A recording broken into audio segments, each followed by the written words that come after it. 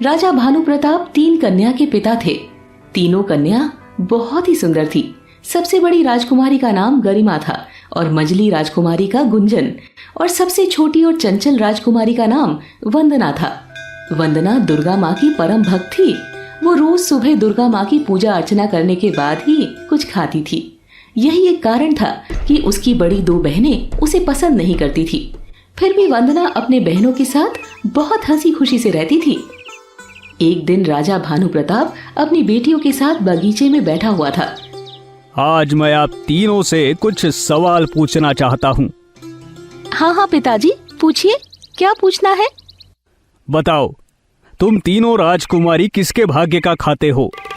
पिताजी, आप मेरे पिताजी हैं और मैं आपकी बेटी हूँ, इसीलिए मैं आपके भाग्य का खाती हूँ। गुंजन, अब तुम बताओ, तुम किसके भाग्य का खाती हो?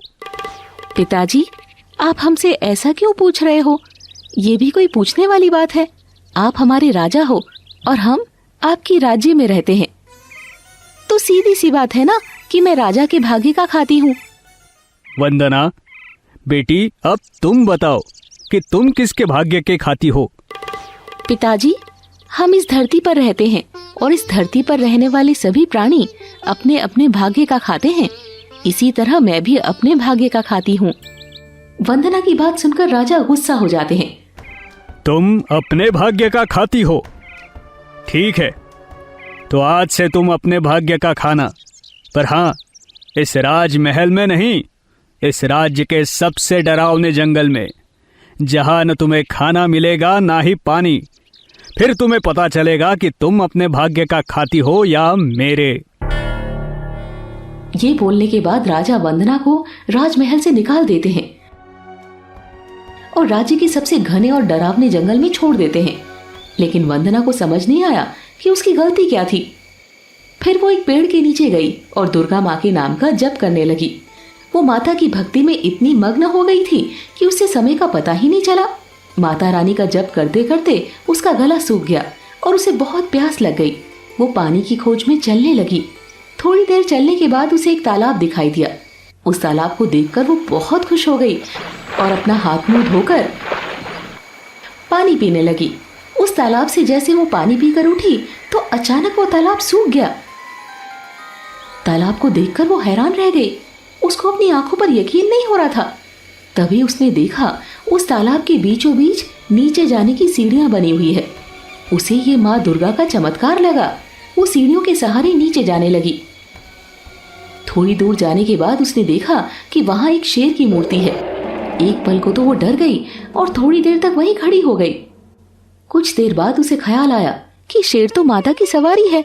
फिर उसने उस पत्थर के शेर को प्रणाम किया और जैसे ही उसने उस शेर के सर पर हाथ रखा तो वो शेर एक बड़े से दरवाजे में बदल गया।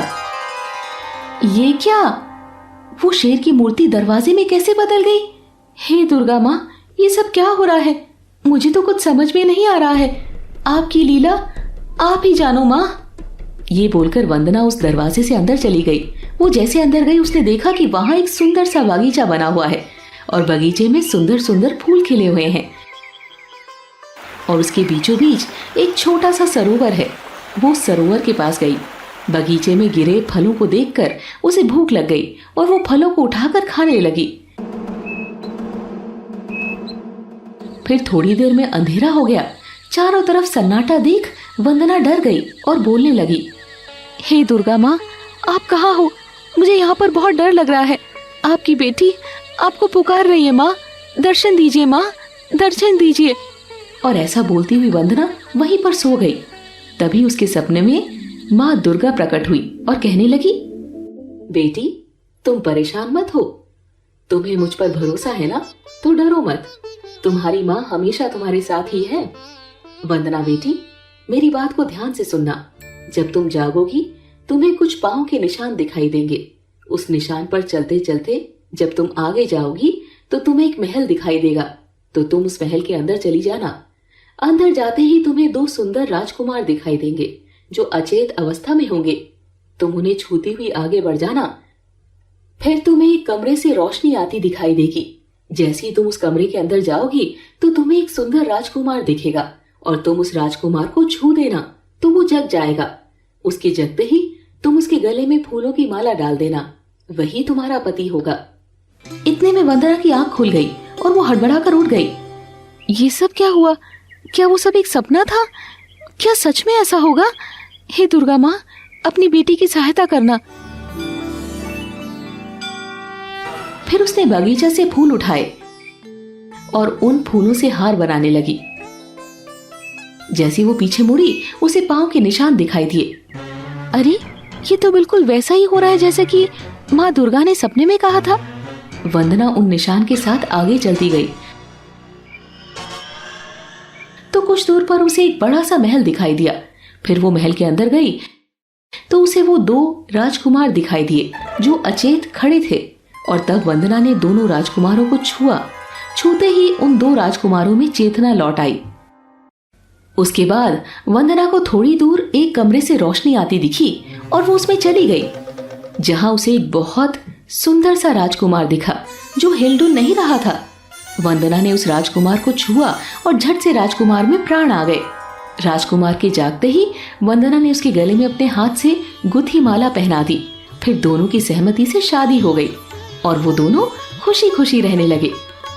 कुछ दिन बाद एक दिन वंदना अकेले कमरे में बैठकर कुछ सोच रही थी। तभी राजकुमार चंद्रसेन कमरे के अंदर आता है। मेरे मन में बहुत दिनों से एक बात चल रही है, क्या मैं आपसे पूछ सकती हूँ? पूछो वंदना। आप कौन हैं और वो 2 राजकुमार कौन हैं? ये क्या रहस्य है, मुझे बताइए। मैं राजकुमार चंद्रसेन, वो दोनों मेरे भाई सुकेतु और पुनित है। हम सबको श्राप मिला था। एक दिन सुबह मेरे 2 भाई सुकेतु और पुनित शिकार के लिए गए थे। उन्होंने एक हिरण पर तीर चलाया, पर गलती से वो तीर एक ऋषि को लग गया जो वहां तप कर रहे थे। तीर लगने के कारण वो ऋषि बुरी तरह घायल हो गए और मरते मरते उन्होंने हम भाइयों को आजीवन सोते रहने का शाप दिया। पर जब मुझे ये बात की खबर मिली तो मैं भागा भागा वहां गया और उनसे बहुत माफी मांगी। मेरे बहुत माफी मांगने पर उन्होंने कहा, मैं अपना दिया हुआ श्राप वापस नहीं ले सकता, लेकिन इस श्राप से मुक्त होने का उपाय बता सकता हूँ। जब कोई कन्या जो दुर्गा माँ की सच्ची भक्त होगी तुम तीनों भाइयों को छुएगी, तुम सब उसी अवस्था में आ जाओगे। तुमने आकर हम सबको एक नया जीवन दिया है। राजकुमार चंद्रसेन की बात सुनकर वंदना भी अपने साथ हुई अन्याय की बात बताने लगी। क्यों वो बिना अपराध किए ही दंड भोग रही है? ये सब सुनकर राजकुमार भी भावुक हो गया। थोड़े दिनों बाद राजकुमार चंद्रसेन का राज तिलक किया गया और वो राजा बन गया और वंदना रानी बन गई। फिर वंदना ने अपने राज्य में एक बड़ा सा मंदिर का निर्माण कराया, जहां उसने दुर्गा माँ की प्रतिमा स्थापित की। हर रोज धूमधाम से दुर्गा माँ की पूजा होने लगी। उनके राजा रानी बनने से सभी प्रजा बहुत खुश थी। लेकिन कुछ ही दिनों के बाद वंदना को अपने पिता की याद आने लगी और वो उदास रहने लगी। वंदना को उदास देख राजकुमार ने वंदना से पूछा, वंदना, क्या हुआ? तुम ऐसे उदास क्यों बैठी हो? मुझे अपने पिता की बहुत याद आ रही है। मेरा उनसे मिलने का मन कर रहा है। पता नहीं वो लोग कैसे हैं, मेरी बहनें कैसी हैं। मुझे उन सब की बहुत याद आ रही है। अब तक तो मेरे पिताजी को भी शायद अपनी गलती का एहसास हो चुका होगा। अगर ऐसा है तो चलो हम उनसे मिलने चलते हैं। फिर राजा चंद्रसेन और रानी वंदना दोनों अपने राज्यों से निकलकर रामनगर की ओर चल पड़े। उस दिन भानु प्रताप अपनी छत पर ही बैठे थे तो उनकी नजर अचानक महल की तरफ आते हुए रथ पर पड़ी। रथ के आगे पीछे हजारों सेनाएं और घोड़े थे। ये देखकर भानु प्रताप डर गया। उन्हें लगा कि शायद अब वो अपने राज्य को नहीं बचा पाएंगे, क्योंकि उनका सारा खजाना खाली हो चुका था और उनके दोनों दामाद राज्य के बंटवारे के लिए आपस में लड़ रहे थे। उनकी प्रजा भी दुखी थी। जब वंदना और चंद्रसेन दोनों उनके सामने आए, पहले तो वो वंदना को रानी के भेष में पहचान नहीं पाए। थोड़ी देर गौर से देखने के बाद उन्होंने पहचाना कि वो उनकी बेटी वंदना है। वो उसे देखते ही रोने लगे और अपनी गलती की माफी मांगने लगे। मुझे माफ कर दो बेटी, मैंने तुम्हें सच बोलने की सजा दी। तुमने सच ही कहा था कि हर कोई अपने भाग्य का खाता है। पिताजी, आप माफी मत मांगो। जैसे भाग्य में लिखा होता है मनुष्य के साथ वैसा ही होता है, और मुझे मेरी दुर्गा माँ पे पूरा भरोसा था और हमेशा रहेगा। मेरी माँ के रहते मेरे साथ कभी अन्याय नहीं हो सकता। आप अपने मन को दुखी मत कीजिए और दुर्गा माँ की भक्ति में लीन हो जाइए। इतना कहते ही भानु प्रताप की आंखों से आंसू गिरने लगे और उसने अपनी बेटी को गले से लगा लिया। दोस्तों, आपको ये कहानी कैसी लगी कमेंट करके जरूर बताएं। ऐसी और कहानी सुनने के लिए इसे लाइक और शेयर जरूर करें। धन्यवाद।